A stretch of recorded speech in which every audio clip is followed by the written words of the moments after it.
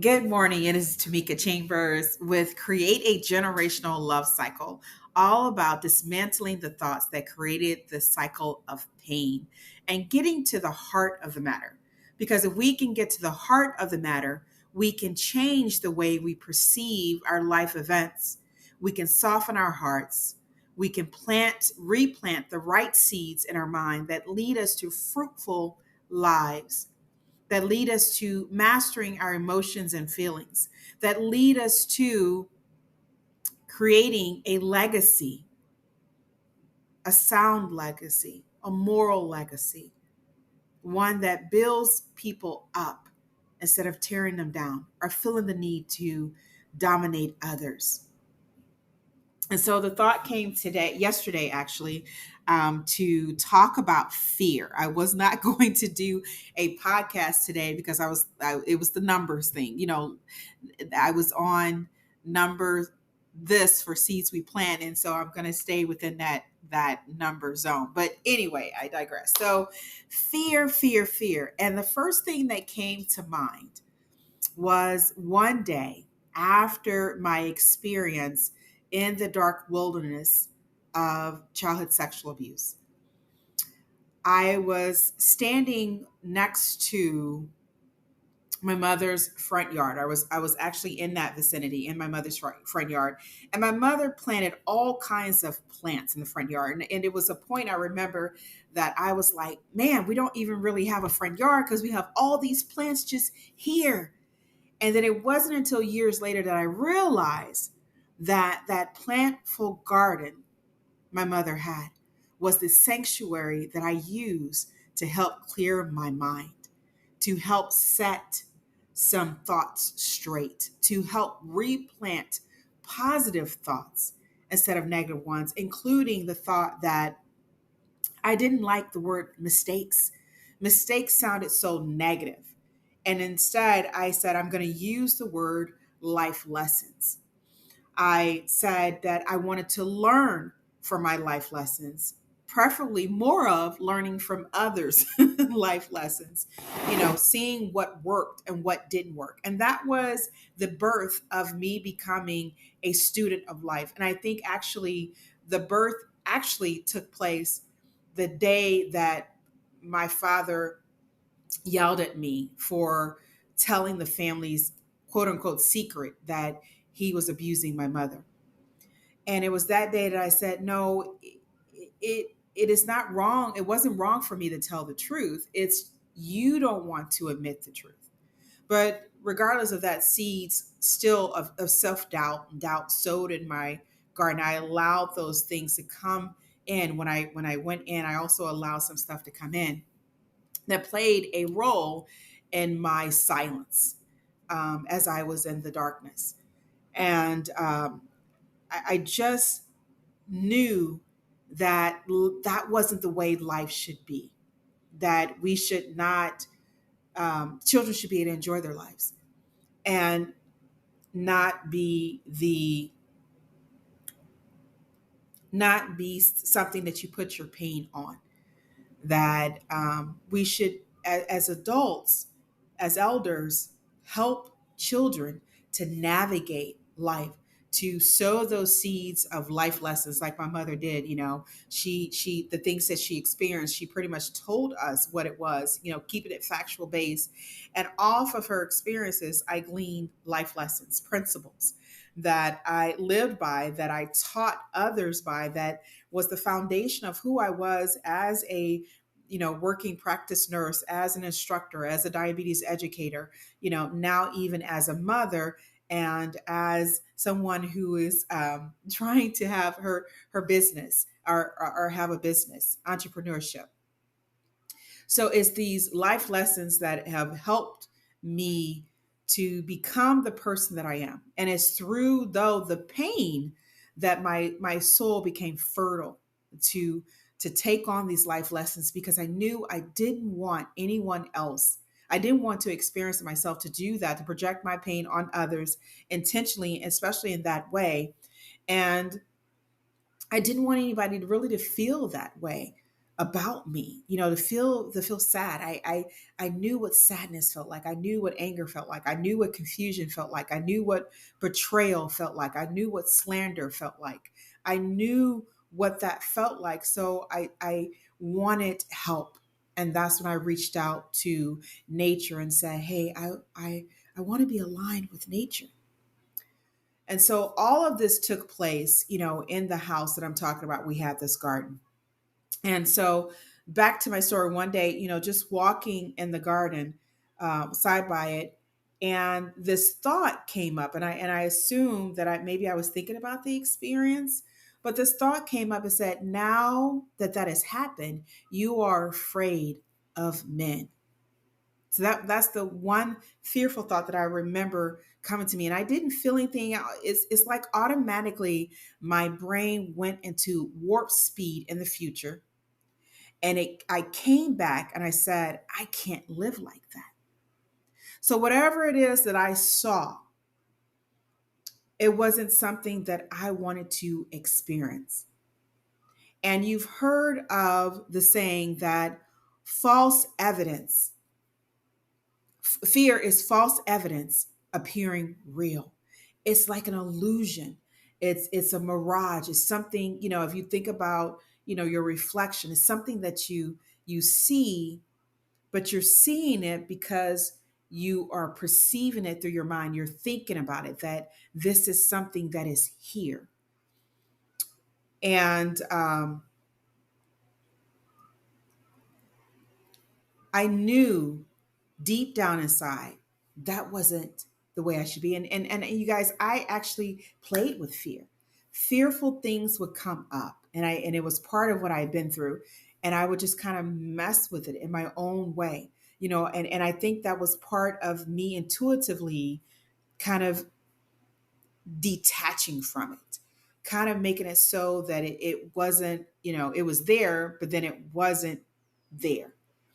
And I've had my experiences with fear. Thoughts have come up, whether it's about a job, a relationship, even when we were in Oregon going through COVID. And, I tell you, I was in that anxiety state, not knowing what would happen as a result of, leaving a job in Ohio, and having that income coming in. All of a sudden now it's like, I was used to working, and here I wasn't working like I wanted to. Here I wasn't, I thought, being the mother that I wanted to be. I, you know, I felt like I was just in this storm, and the storm was just turning me around, turning me around, turning me around. And I felt like I had no grounding.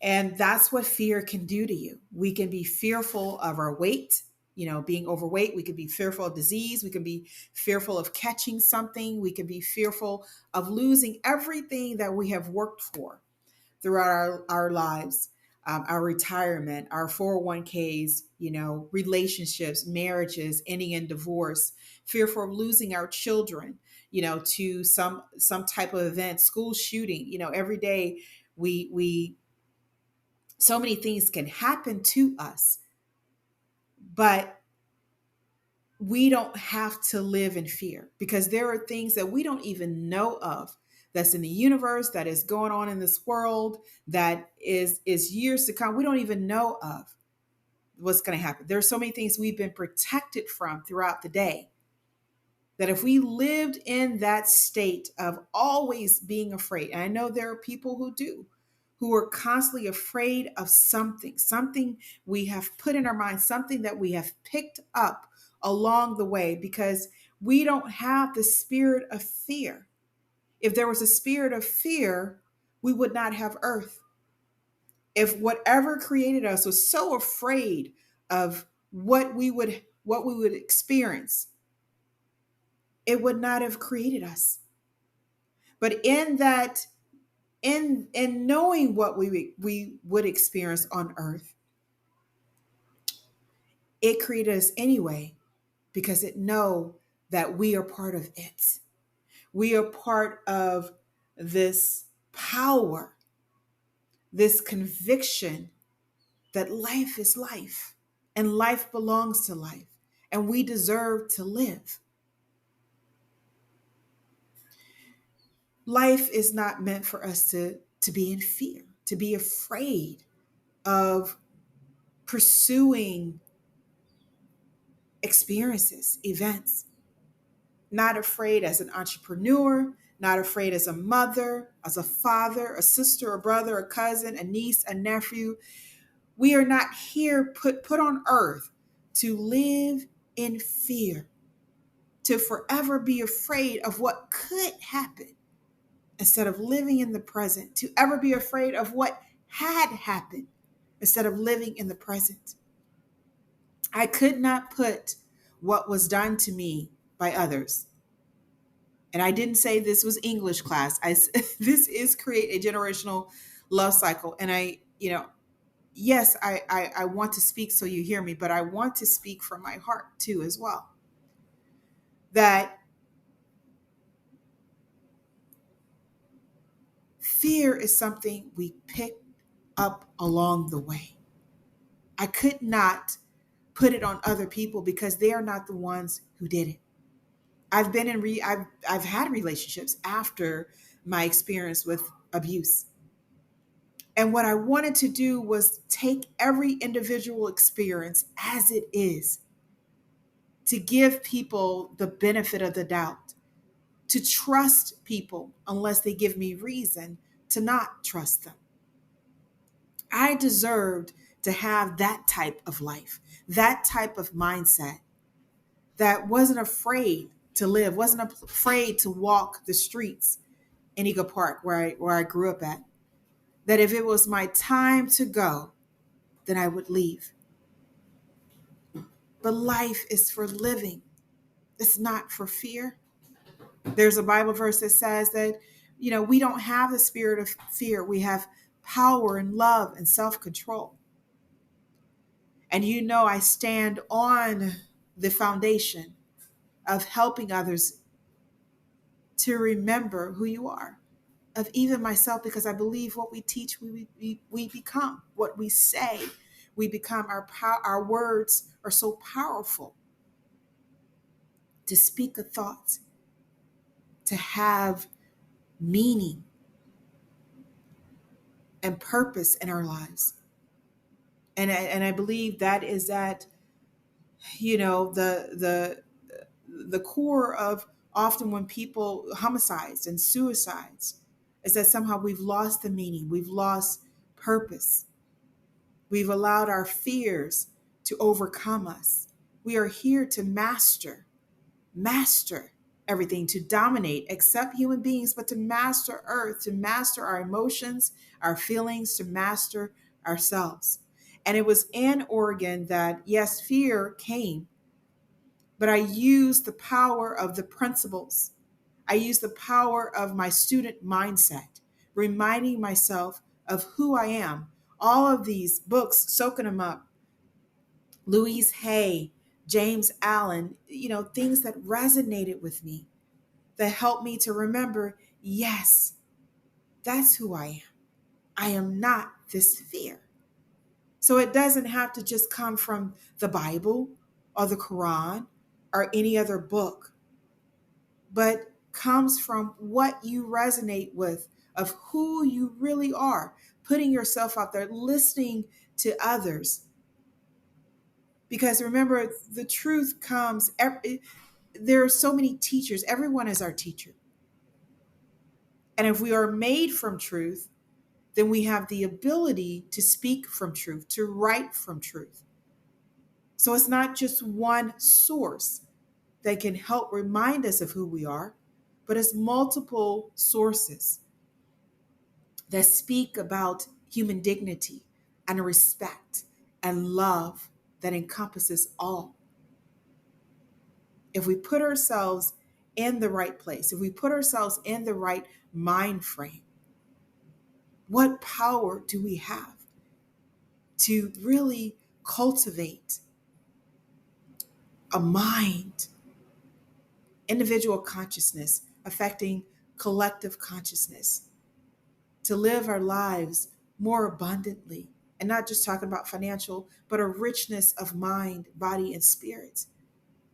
Being in alignment with who we really are, creating a generational love cycle, passing on thoughts that help to build people up instead of tear them down. Taking care of our body, which is the vehicle for our divine message, eating foods and listening to our body and paying attention and not using food as an escape to get away from reality, but as food to keep us moving throughout life, experiencing, transcending, overcoming, learning, growing, using life to bring out the best in us instead of the worst. Fulfilling our divine purpose, really doing the work that we are here to do, that we are one with these gifts, these talents, and we're using them in such a way, again, that they're empowering and they're inspiring others to do the same. That we heal from the inside out, knowing that no experience defines us, that we do not have to live in fear. Well, what do you do when you have circumstances that people are hurting others? Again, we have a choice. We can choose to not live in fear. We can choose to have faith. We can speak up when we are feel the need to speak up. We can act when we feel the need to act. And I think that's about going within and asking, what do I do now? What is the right course of action and thought that I need to take in, to do? Because no matter our circumstances, we still have a choice. We still choose our state of being. That's how powerful we are. And I believe that we can undo the storms. I believe that we can alter our environment through our minds. And you've heard so much of it about energy and, law of attraction and vibration. We can replant the seeds of truth and what resonates through affirmations, through just positive sayings. We can help our children do the same by starting them off with affirmations, by starting them off to trust themselves within, by teaching them that fear is a choice. It is not the way of living. By teaching them that they are the master of their minds and having deep conversations with our children. Because as a parent, our purpose is helping our children achieve theirs. And it's like it affects, because as they achieve their purpose, you achieve yours. And as they continue to do their work, you continue to do your work, right? And it becomes this cycle, part of this cycle of love, this generational cycle of love. It is through discussion, it is through speaking the truth that our lights shine. It is through that we realize, through speaking, through shining the light in the darkness, that we realize that we don't have to be imprisoned by our emotions. You have every right to dismantle the thoughts that have kept you in a fearful state. And that is through reprogramming your mind, reprogramming how you look at your experiences. This is Tamika Chambers with Create a Generational Love Cycle. We have the right, we deserve to dismantle the thoughts that created the cycle of pain. We don't need to hurt. Mentally, we don't need to hurt. Our children don't need to hurt. We are much stronger. We deserve more than that. You can also catch me on Fulfill Your Divine Purpose Facebook page. And also, I have just started my notes on life, empowering you to be you. As always, make this lifetime great because you still can.